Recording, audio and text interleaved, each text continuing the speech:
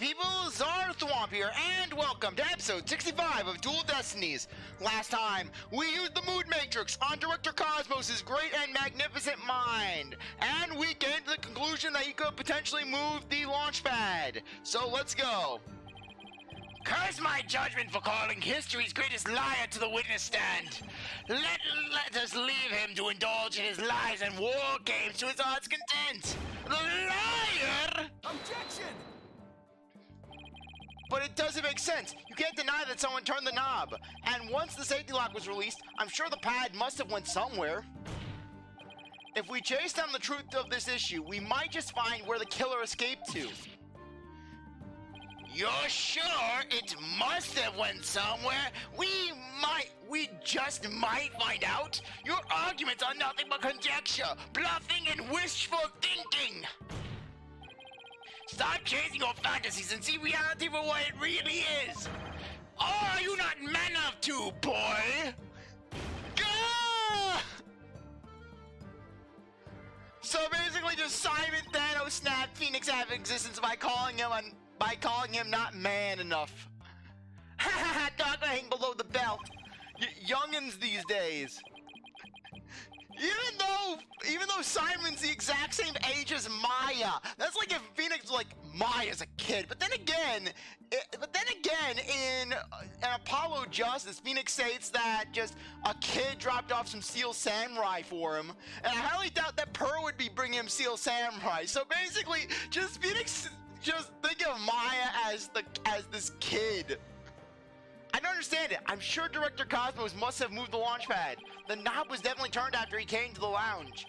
But the launch pad is right where it's supposed to be. Ugh! Wait a minute. Maybe I have it all backwards. What if the director turned the knob, not to move the launch pad away, but to bring it back to where it was supposed to be?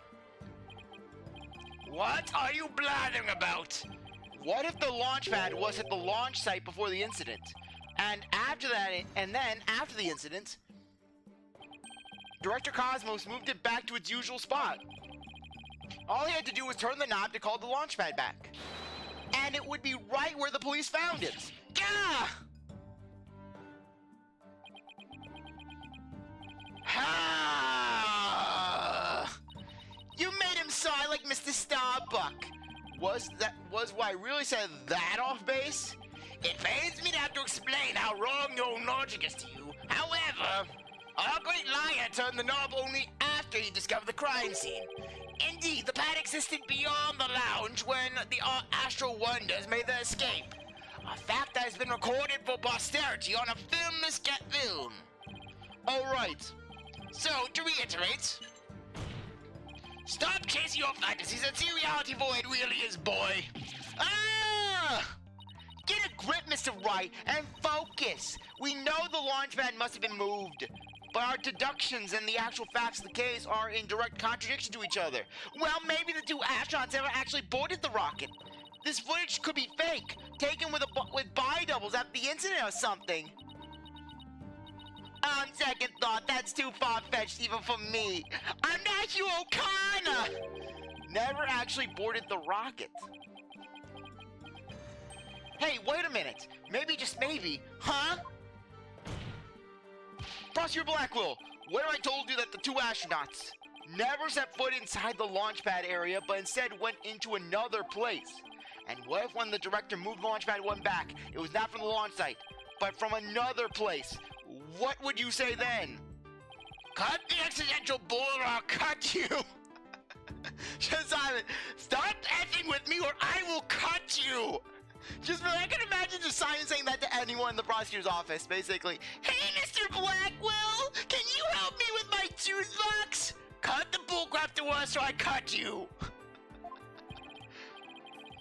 Edgeworth, Prosecutor Blackwell, can't you explain? Prosecutor Blackwell, can't you explain how you failed to prosecute the orca? Edgeworth-sama, question me on that case again and I'll cut you! Mr. Wright, you will explain yourself at once. I know I'm right. It was all just another way. It was just I know I'm right. It was all the other way around from the beginning. Very well, Your Honor. Let me explain. Director Cosmos' reason for moving Launchpad 1 was Okay, I'm so tempted to say this, but it's to switch it to another place. Because he wanted to switch it with some other place. I'm sorry, but did you say switch it? But what could he possibly have switched the launchpad with? Oh, you'd be surprised, Your Honor. All it takes is a little thinking outside the box, and the answer becomes clear as day. This is what was switched with Launchpad 1. The launch site itself! The entire building! Take that! Launchpad 1 was switched with the Space Museum. In the past, the Space Museum used to be Launchpad 2. It has all the same features as Launchpad 1, and can even be moved to the launch site, meaning the Space Museum and the Launchpad can also be switched with each other. You can't mean... The rocket the astronauts boarded was not the one in Launchpad 1. It was the one in the Space Museum. And yet they didn't notice any of the exhibits. What? Balderdash!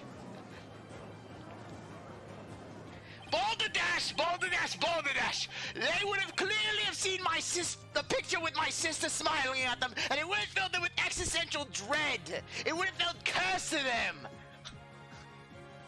And yet, it's the only explanation that accounts for every riddle and inconsistency. This is how the Space Center was just before the incident. I see Launchpad 1 and the Space Museum have already switched places. That's right. And with the two switched like this, the astronauts entered the Space Museum from Boarding Lounge 1. This allowed the true killer to enter Launchpad 1 from Boarding Lounge 2. And set the bomb on the rocket. Come to think of it, the door to the Space Museum from Boarding Lounge 2. Welcome, welcome. The Space Museum is open to the public every day of the year from 9 a.m. to 7 p.m. Exactly. Anyone could pass through the door to the Space Museum.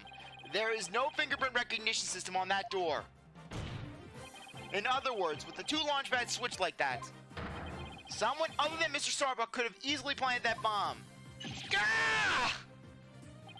After setting the bomb on the rocket, the culprit snuck into Boarding Lounge 1 and waited there, concealed, in order to kill Mr. Turan when the two astronauts emerged from the Space Museum. Recall that Miss Blackwell, Mr. Starbuck, and the director all saw a suspicious figure, who we can suppose, after killing Mr. Turan, made their escape into the Space Museum. After that, Director Cosmo switched the two launch pads back, without realizing the killer was inside the Space Museum.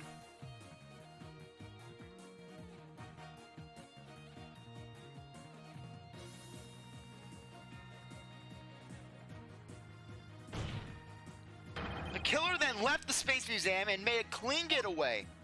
Yeah! Right, Dono. I see you know how to handle a sword, and handle it well. Perhaps I should call you Swordmaster Bluff, and I should call CzarThwomp Speechcraft Blubber. I'm a seasoned warrior who has cut down many a prosecutor. I defeated 4. Actually, 5, technically. Yeah, basically, Phoenix, Payne, Edgeworth, Francisca Godo, then basically you have Gaspin, so you have 5 prosecutors in total. Silence. It's easy to forget the Paynes. But unless you can prove your theory, it's no better than a rusty sword. That's right! You have no proof I switched the launch. Actually, no, it would be 6 prosecutors, if you also include Manfred. I mean, it's also easy, kind of easy to overlook Manfred, considering that he was the prosecutor for 1 case. Somebody needs a better anger management counselor. If the launch pads were really switched, there might be a record of it somewhere. Yeah, I'm a real Ace Attorney fan. I can't even remember the number of prosecutors that Phoenix has gone up against and won. Meanwhile, Clavier, he's just sitting there all smug, considering that he's the only prosecutor that Phoenix went up against in the history of the series and never beat. Seriously, Phoenix has never defeated Clavier in court. Clavier is the only prosecutor in the series that can basically boast that he defeated Phoenix right. At this point, Launchpad 1 and the Space Museum were switched with each other, so the corridor beyond the door should be the one that belongs to the Space Museum. Let's see, this is an image of Launchpad 1 corridor. Do you see anything different when we compare it to the security footage? Huh? That number on the floor. Well, what do you know? It looks like we have proof after all, Prosecutor Blackwell. if this is just another bluff? Oh, don't worry. It's all right here. Right in this footage. Prove that beyond this door is the corridor to the Space Museum. Very well then. Answer this for me, if you would. What in this footage proves that the corridor belongs to the Space Museum? The fact that Starbuck and Clay were right there. Take that! There's a 1 on the floor of the Launchpad 1 corridor. But take a look at the floor on the corridor in the security footage. Do you see the number on the floor behind the astronauts? It doesn't look like a 1, does it? That's because when you see it's actually a 2. I cannot talk. What? Why is it a 2 and not a 1? That's because the corridor you see is the 1 to the Space Museum. Ah! Oh! What was that just now? It was like I was trying to yawn. Basically, I was trying to yawn and burp at the same time. And so that means the corridor in this footage was not filled with smoke. That's right, because the explosion didn't occur in the Space Museum. The explosion occurred in Launchpad 1, on the side opposite the Space Museum. And now that we know the 2 astronauts escaped from the Space Museum, the mystery from the previous trial of how they got down the ladder is cleared up. Mr. Tran, carrying Mr. Starbuck, simply took the elevator from the upper level down to the middle level. Just incredible! The 2 launch pads were actually switched! But you'd think someone would have noticed an event of this magnitude. Everyone was down in the basement shelter when the launch pads were swapped back. There's no way anyone could have known what was happening on the surface.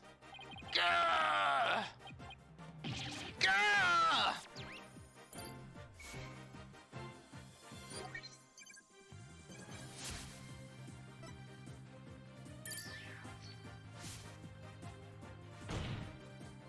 No more lies, Director Cosmos. It's high time you told us the truth. Gah! My honor, my glory, everything is slipping away. Time to deploy my ultimate weapon, galactic engine, ignition. It's gone haywire. It won't stop. Gah! My stars, my glory. Gah! Gah! No! And then went down the hallway. Hey, what's that? What's that coming down the hall? Ah! Yeah, just once he gets ran over by the galactic scooter. Sorry, little man! But Bailiff, understand after that witness.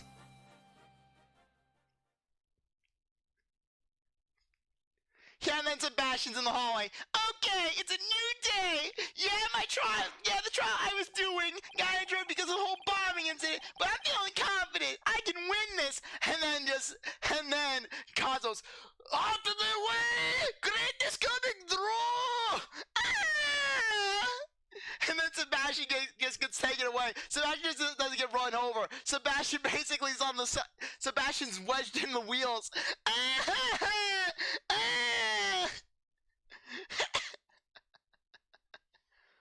I see we managed to retrieve you before you came to any bodily harm.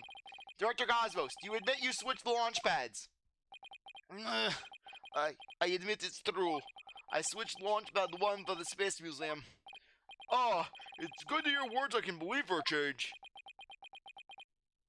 Before you do, Your Honor, 2 things. First, we don't know if Mr. Turan had prior knowledge to the switch. As for Mr. Starbuck, he was unaware of his surroundings thanks to his medication. Yeah, the fact that just Clay was oblivious to the fact that they were in the Space Museum. Clay just didn't notice there was anything odd about just exhibits in the launch pad. Either way, Mr. Turan would have realized the instant he stepped into the Space Museum that had been switched with Launchpad 1. So my first question is, if the Space Museum was perfectly fine, why did Mr. Turan feel the need to put on such a dramatic display? As for my second question, I'd like Director Cosmos to tell us why he switched the 2 launch pads to begin with. Please, I can't. I exercise my right to remain silent. But I will say, my hands were tied. I was only doing what I could to keep my men from getting caught in that blast. I wanted the documentary dreams to live on. The director is terrified. He must have had one heck of a reason for not wanting to explain why. Probably not a good time to try to pry at him, huh? Excuse me, but would you mind if I picked up my stars? Without my badge of rank, I am nothing. I don't see why not, Bailiff. Help the director retrieve his stars.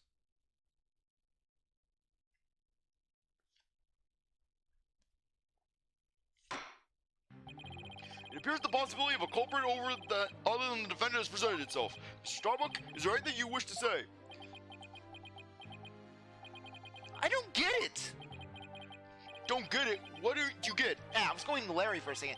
Director, why'd you do all that? From the very beginning, you never meant for the launch to go ahead, did you? You tricked us off your documentary!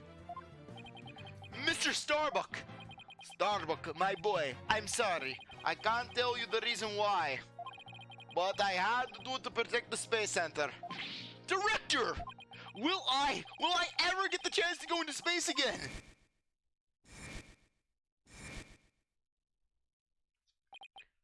Yes, of course! I won't rest until it happens! I will get to into space again, my boy, and I will get to my second documentary! This time, I will have 70% of it dedicated to me! Sorry, I accidentally pressed the button. Then the dream is still alive? Silence. If I can't have dreams, then neither can you! Humph. You're not going to space, Starbuck, but prison! I won't have it any other way! If I have to suffer, then so are you! Why are you so hung up on him? Yes, I accept the launch pads were really switched. And if there were a third person at the scene, I suppose they could have escaped. But I have yet to see proof of this third person's escape via the Space Museum. Oh, that's a good point. He's right. I don't have any proof. Starbuck, you will spill everything you know! What? Me? Where did you get those bombs? Tell me now! If you don't, my blade shall feast on your blood! Gah! If I'm going to die, I want to die in space! I have to do something. Solomon Starbuck! Prepare yourself!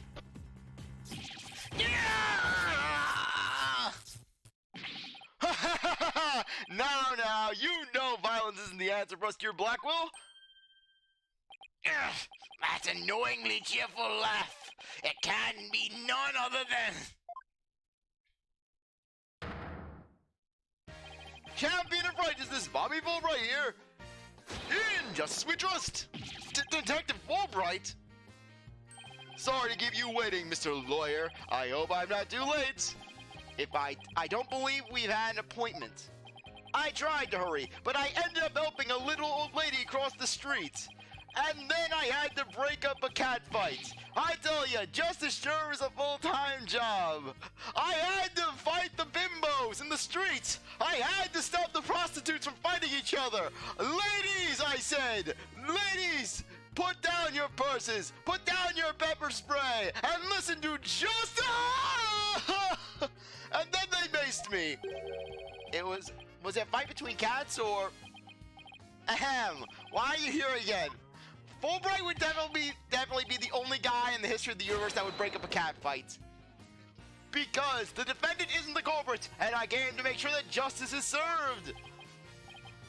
I don't have any idea what you're talking about. Fulbright, I always thought you were a bit touched in the head. But have you finally succumbed? Nope, but it looks like you've succumbed to the phantom of yours. Open your eyes and let the evidence of justice uncloud your judgment. My throat just gave out for a second. What evidence? Come to think of it, he did say something about finding us some evidence. Thanks to you two, I feel a lot better now that I've been able to get that off my chest. I'm going to work extra hard to find that perfect piece of evidence for you. I didn't think he was serious, though. So what is it, Detective? Is it something that will prove Mr. Starbuck's innocence? It is indeed! Have a look at this! What is it? A lighter? That's right, a lighter thought to have been used by the culprit, no less. The Space Museum's cleaning robot picked it up. It was the victim it has the victim Clay Duran's blood, along with his killer's fingerprints on it. What? Ah!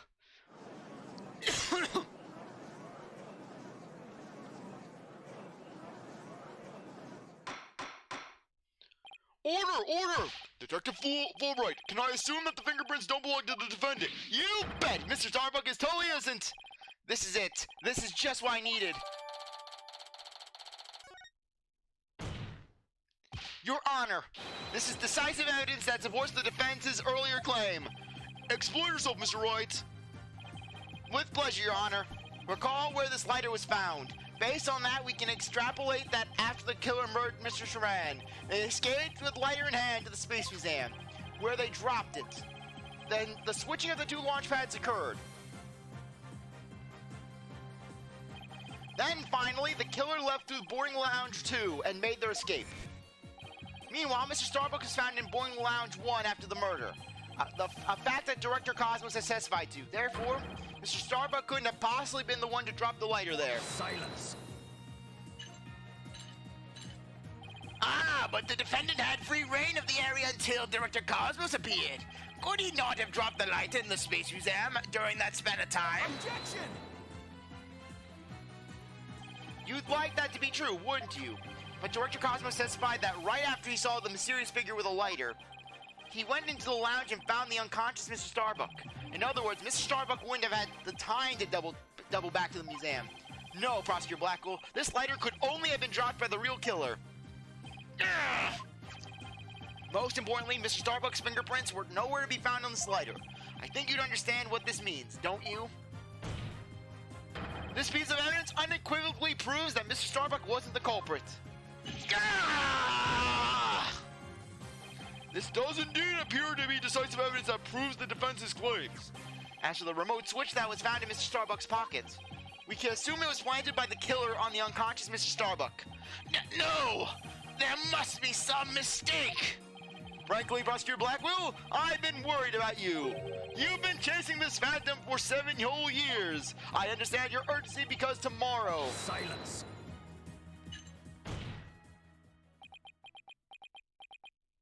Fulbright, you promised never to speak of that. Huh? Tomorrow? What about tomorrow? The day when I'm finally freed from the madness of all these cases, I will go to a place where there are no orcas that have to be prosecuted, no yokai, no high school drama with Hugh O'Connor, you're a goner. Given the body of evidence, I think it's safe to say the defendant is innocent, in light of the fact that it was impossible for him to have committed the crime. A few unanswered questions remain, so I look forward to seeing what you two uncover. But for now, this court finds the defendant, Solomon Starbuck, not guilty.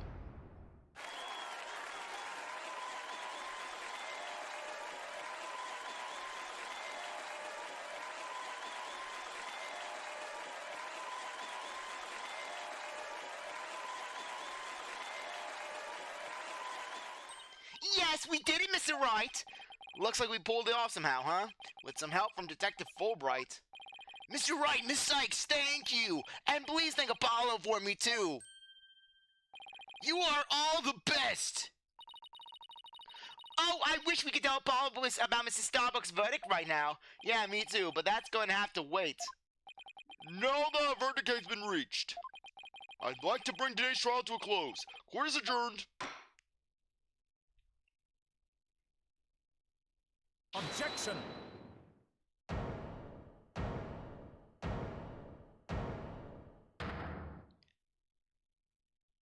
It's too late to object, isn't it? It simply isn't possible. Something's wrong. Prosecutor Blackwell, are you dissatisfied with the verdict? Of course I bloody am! Fulbright, what were the results of the fingerprint analysis for the lighter? The results? Ha ha ha ha ha ha! Well, I was in a hurry, you see, and then there was that cat fight, and well, I kinda got carried away when I heard the prince weren't Mr. Starbuck, so... You have yet to read it? Prosecutor Blackwell, can you read out who the prince belonged to? Upon thorough analysis, the fingerprints were found to belong to Athena's sites. So says the report. What? What? Huh? Me?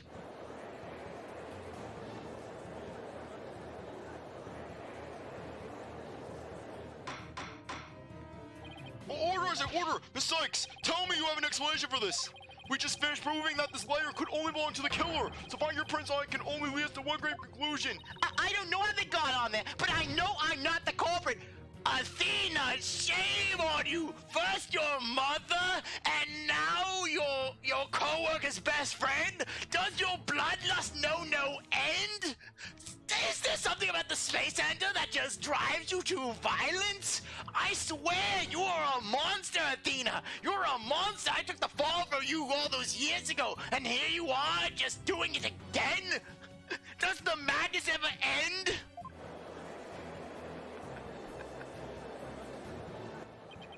This can't be happening. We built up our argument piece by piece, and I don't think any of our reasoning was faulty. So how could it have led to this? Gah! What have I done? Please forgive me. I'm sorry. Order! Detective Fulbright, stop your crying. What in the world is happening here? It's like the whole world's gone mad. Order! I want order!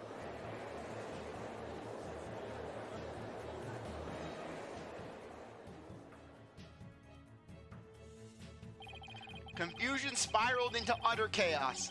After all we'd fought for, the truth had turned cruelly on us to accuse Athena of the crimes. Somewhere, somehow, everything had gone terribly wrong. Sorry I burped just then. We had stumbled over the edge of reason and into the jaws of a twisted darkness.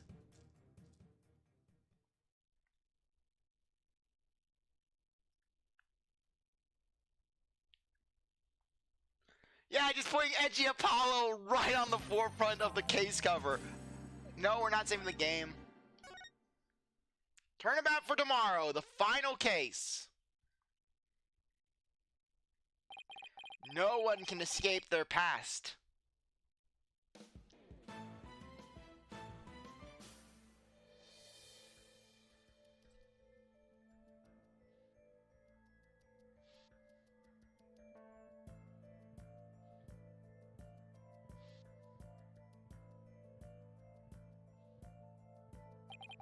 The sins we've committed, and the sadness we've caused.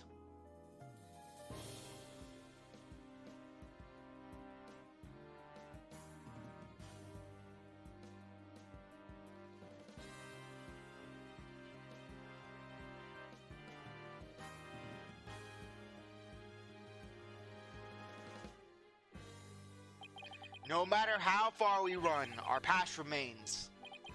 As ever present as the moon in the sky.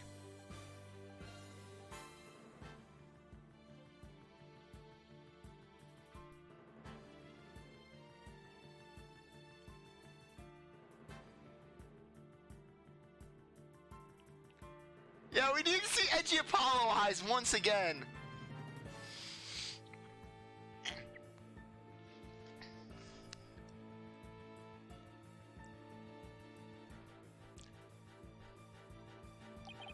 It looms in wait for the day when we are forced to face it.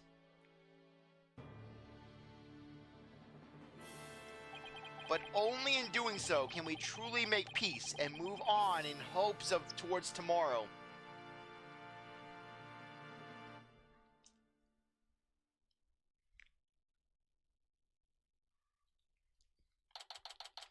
December 20th. 1:23 p.m. Write anything agency. They took Athena from the courtroom. straight to the station. She was kicking and screaming. She punched a police officer and she threw another one. It took 5 bailiffs just to restrain her. And all the while, Simon was just sitting there with this blank look on his face. It looked like he had seen this before. She's probably being questioned at this very moment. Another thing I'm being questioned. You can't pry any information from me. I work for Mr. Right. You know what I've been put through. You know how many times I clean that toilet. You ever talk to Trucy? She's a monster. After this past year, I took it for granted that those two would always be here. I always thought that I could use them as my low-paid labor. But now Apollo has gone off on his own to seek his own truth. And my pursuit of the truth only ended up with Athena becoming the new suspect. Some boss I turned out to be. Yeah, and meanwhile, Phoenix has zero regret whatsoever about what he did to Apollo back in the events of Apollo Justice, where basically it's like, yeah, I led Apollo along, I manipulated him, I used him as a pawn in my own game, but it was all part for the course. It's even quieter in here than usual. And on that note, I think that now would be a good time to end things off. Anyways, I really appreciate that you stuck around to watch this episode. You're a great viewer, and I hope you come back for the next one. If you like this video, like, subscribe, comment, share, do whatever you want. With that, I'll see you next time. Bye.